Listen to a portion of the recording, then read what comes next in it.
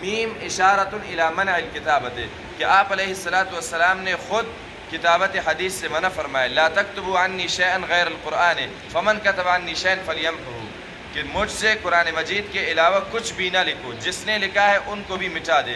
تو آپ علیہ السلام نے خود منع فرمایا، تو بعد میں حدیث کو تدوین کرنا یا اس کو لکھنا جمع کرنا کیسے درست ہوگا؟ تو اس کا جواب یہ ہے کہ جیسے یہاں پر ممانعت ہے، ایسے ہی بہت ساری روایتوں میں اس کا جواز بھی ہے۔ جیسے آن حضرت صلی اللہ علیہ وسلم نے فتح مکہ کے موقع پر جب قتل کے بارے میں خطبہ ارشاد فرمایا، حرم کی حرمت کے بارے میں خطبہ ارشاد فرمایا، تو اسی دوران یمن سے ایک شخص آ گیا ابو شاہ، آپ علیہ السلام نے فرمایا اکتبوا لابی شاہ، کہ ان باتوں کو اس کے لیے لکھ دو۔ یہاں پہ بھی کتابت کا ثبوت ہے۔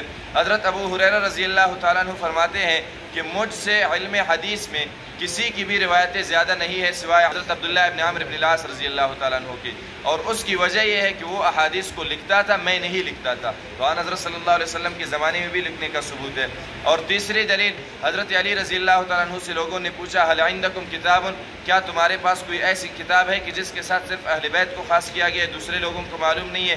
تو حضرت علی رضی اللہ تعالیٰ عنہ نے فرمایا کہ ہمارے پاس تین چیزیں ہیں، ایک ہے کتاب اللہ، دوسرا ہے فہم و فراست مومن وما فی ہذہ الصحیفۃ، اور تیسری قسم وہ صحیفہ ہے جو انہوں نے اپنے تلوار کے نیام میں رکھا تھا، جس میں دیت اور قیدیوں کے متعلق کچھ احکامات تھے، آپ علیہ السلام نے خود لکھوا کر ان کو دیا تھا۔ تو آپ علیہ السلام کے زمانے میں لکھنے کا ثبوت ہے۔ خلاصے کے اعتراض کا جواب یہ ہے کہ جس طرح روایات میں ممانعت آئی ہے، ایسے ہی روایات میں جواز کا ثبوت بھی ہے۔ تو فلہذا ہم کہتے ہیں کہ ممانعت پہلے تھا، بعد میں وہ روایت منسوخ ہو گئی، اس کی اجازت مل گئی۔ یا ممانعت عوام کے لیے کہ عوام نہ لکھے، البتہ خواص کو اس کی اجازت ہے۔ یا یہ کہ ابتداءً ممانعت تھا اس لیے کہ ایسا نہ ہو کہ حدیث قرآن مجید کے ساتھ خلط نہ ہو جائے، لیکن بعد میں جب یہ وہم نہیں رہا تو پھر اس کی اجازت بھی دی گئی۔